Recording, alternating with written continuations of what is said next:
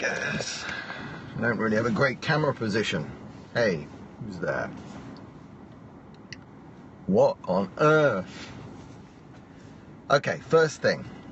If you ever go to a demonstration and you see someone holding up flags of the Nazi Third Reich, you leave. That's it. You just leave. You cannot be ever on the same side as someone who is waving the flag of the Third Reich. I'll tell you a little bit why. One, you have to really read Mein Kampf, okay? Reading Mein Kampf is terribly horrible. If you don't want to read Mein Kampf, there's one very short summary of it, written by Winston Churchill. You can find it in his book, The Gathering Storm, or you can just Google Winston Churchill summary Mein Kampf, and then he lays out his summary of Mein Kampf, and it's exactly what it lays out what Hitler was going to do, and he did it. And man is a fighting animal, the Jew is passive by nature, and so he uses other people. It's all in there, it's all in Mein Kampf. So when you wave the Nazi flag, what you are doing is you are waving the flag of people who were convicted at Nuremberg of what the world has decided is the ultimate crime. And the ultimate crime at Nuremberg wasn't the genocide of 6 million Jews, actually, funnily enough. That was just a step along the way. The ultimate crime at Nuremberg, the biggie, the big charge, the charge that really nailed the leaders, was that they did organize the German people into a political and military army for the purposes of waging aggressive wars of conquest. Aggressive wars of conquest is actually what the world cannot deal with, okay? Because if the German people had formed themselves into a little German Nazi thing and done their own thing within their borders, including genociding all of the Jewish citizens of Germany, at that time it would appear that the world wasn't prepared to step in and act. Okay, we're a different world 70, 80 years later, never again and so forth. So, but that didn't really stop genocide in Rwanda or in a number of other places since then. Cambodia, all sorts of other things. So the actual charge that the Nazis were hit with was waging aggressive wars of conquest and organizing the German people into a political and military army to do that. So if somebody pulls out a Nazi flag and you're on a demo, you leave. You must leave. Well, unless you're going to beat up all the Nazis and push them out of your demo. Now, okay, so why did I put EDL in the title of this? Okay, I watched the EDL from afar through their entire arc back, 6-7 years ago when they reached their zenith. And the EDL was always, avowedly, in all of its literature and everything it said in public as the EDL, it was always anti-racist, okay? It was always welcoming of people of different skin colours because it was not a racial group. It was fighting against Islamization. It was fighting against the encroachment of Islam into other people's lives. That was it. It wasn't even against immigration. It was welcoming of immigrants, just immigrants who came to Britain and behaved like British people, or at least allowed the British to behave like British people. That was the ethos of the EDL. Hey, by the way, self-driving car. I'm going around a corner. It's doing the steering. The EDL was not racist. It had Jews in it. I know them. It had gay people. I know them too. So it was far from the Nazi party, absolutely. And in fact, anytime Nazis try to come to the demos, they were sometimes violently ejected by the EDL members. That's just how it was. And in fact, the EDL really broke down when the EDL ended, because the persecution of Tommy Robinson himself, who was the leading bulwark against this Nazi element and this white supremacist element that wanted to take the EDL over, he was the leading thing stopping that. So when the police put him in prison, and when the government and the Home Office and everybody worked out how to get him into prison, that was when the EDL went awry. Now, the EDL was always opposed by a group called Hope Not Hate.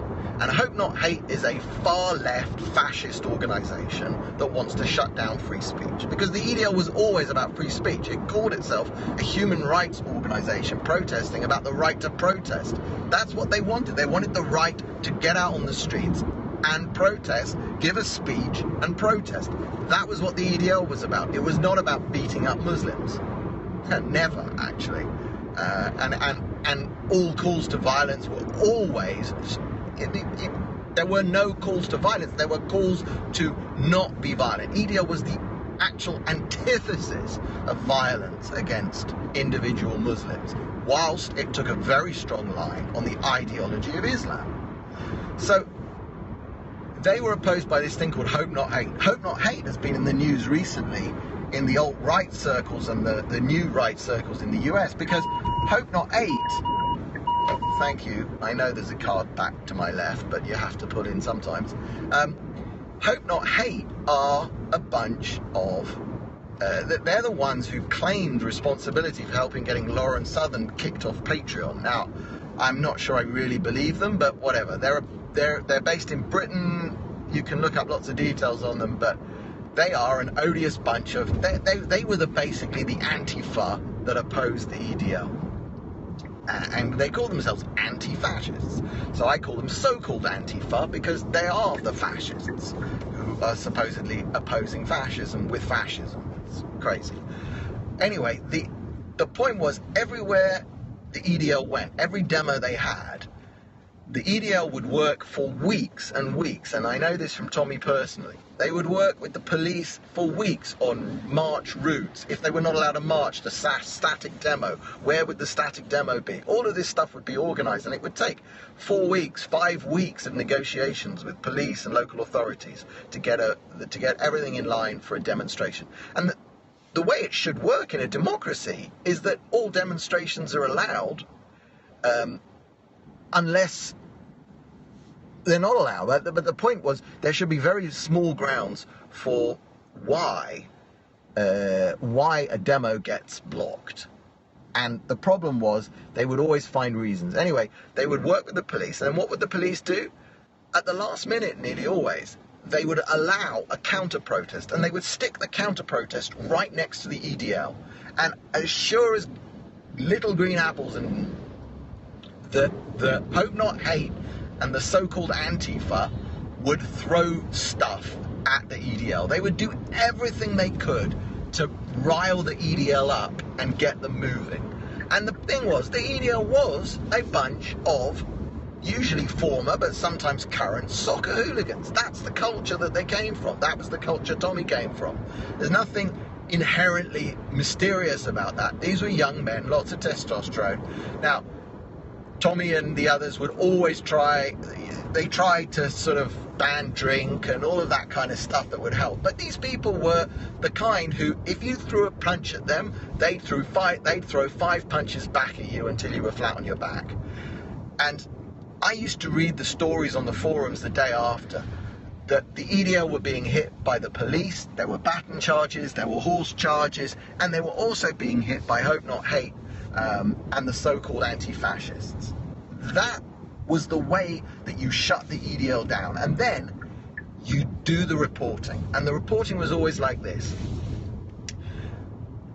14 people were arrested at a far-right EDL rally.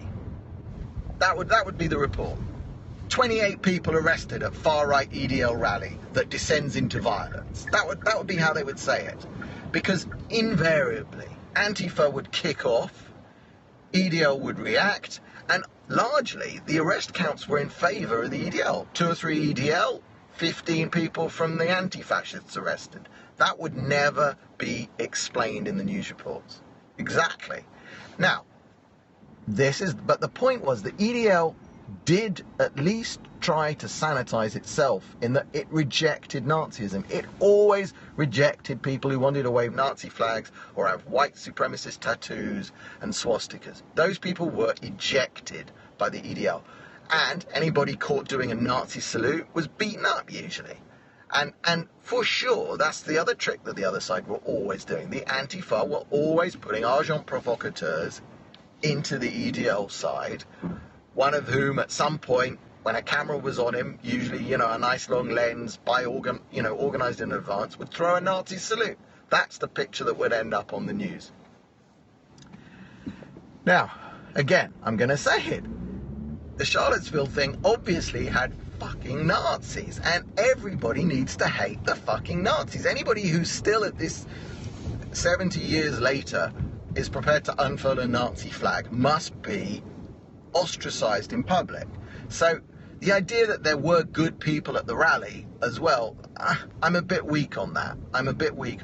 But the problem is, if you're in America shutting down, if you let Antifa's violence, because that's all they bring to the table. They do not bring debate, they do not bring argumentation, they don't bring anything except a credible and real threat of violence. If you allow the Antifas and the Black Lives Matter's credible threats of violence to shut down reasonable protest. So if you don't like the idea that they're taking down statues of General Lee, you should be able to protest that. And the point is, at the moment, the only people allowed, or the only people who will go and protest, seem to be freaking Nazis and white supremacists.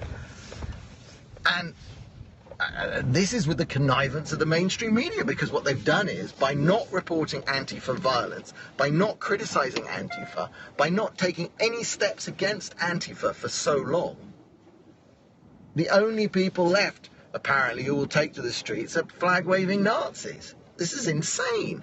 America has lost its mind, and they've lost. You know, because free speech isn't just printing articles, it's free assembly, it's all elements of being able to express an opinion in the public square, or even write a memo if you work at Google. All of that stuff is shut down by improper and incorrect inability to criticize Antifa. It's just the same as happens in the UK. Now, in the UK, there is a happy ending, which is that the persecution of Tommy Robinson, right into the point of sending him to prison, mean that he stepped away from street protest movements, and now he's a huge best-selling, 2 times best-selling author. And without the street protests, it's a lot harder for the police and the authorities to shut him down. Now, I hope that doesn't happen to the white supremacists. I don't believe it will, because having listened to their actual ideas, the philosophy behind their movement, these white supremacists and the Nazis, their philosophy sucks. There's a Sargon of Akkad put out a video last night, what the alt-right thinks it is in its own words, and their philosophy is just vapid and empty and morally bankrupt, and it's just silly, because it's basically all it is the adoption of far left identity politics into a white world. Okay, America wasn't built on a racial purity test. It's built on it's a nation of ideas. Come to that country, you can be in that country, you should be accepted as such, but you have to adopt the ideas of freedom and liberty and all of this other stuff that the white supremacists think they own and are eschewing now. So that's the deal. I don't think that white supremacists and Nazis will be built up by this, but the left seems to be trying to do that. But what needs to be fought is left-wing anti-fascism, which I know and which Netanyahu's son knows is a far bigger danger to Jews than these residual, vestigial Nazis. Left-wing anti-Semitism, Black Lives anti-Semitism, because they hate Jews, they hate Israel, they are absolutely pro-Palestine. They claim to be pro-Palestine. I know the way for the Arabs to prosper here is for Israel to succeed, but nevertheless, Black Lives Matter, so-called Antifa, they are a much, much bigger, feral left enemy that must be attacked, in every way, not violently. Obviously, you can't go and beat them up. The police have to go for them. They have to be shut down because they are an organized terrorist organization. And the Nazis and the white supremacists, there will always be a few tens of thousands of these, maybe 100,000, but it's irrelevant. And yeah, alt-right has become the white supremacist movement, for sure. I would never call myself alt-right, that's for sure. Not, you know, that would be ridiculous. I can't be alt-right. They wouldn't accept me. I'm not white, I'm a Jew. Jews are not white, long story. Anyway, that's enough for now. The alt-right brand is toast, and there are echoes of what's going on in America with what happened in Britain, which is very unusual. Usually Britain follows America 10 years later. But this whole thing of shutting down free speech, not allowing speech in the public sphere, very, very dangerous. Taking their websites down, very, very, very dangerous. And that's exactly the problem. Black Lives Matter, Antifa, big, big problem. All right. This has been my drive to work. I have been Brian of London in Tel Aviv. And until the next time, bye-bye.